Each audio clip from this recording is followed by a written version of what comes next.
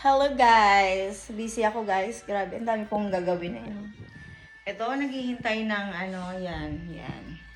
Ng kargador, yan. At ako'y lagyan ko na ng price pero kailangan ko pang isabit ulit. Dating gawi, isasabit, ayun. Yun ang trabaho ko today at ako'y pagod na pagod na. Gusto ko munang relax for a while. Kakapagod. Ayun lang guys, ingat nga pala kayo lagi, lalo na ngayon at umuulan. Lakas ng ulan kanina, grabe.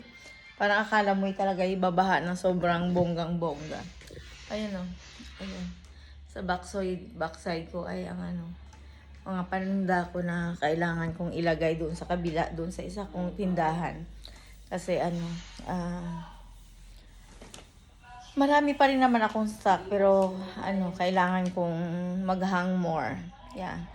I need to display more products. Ayun. Yun lang guys. God bless you all sa inyong lahat at have a nice day.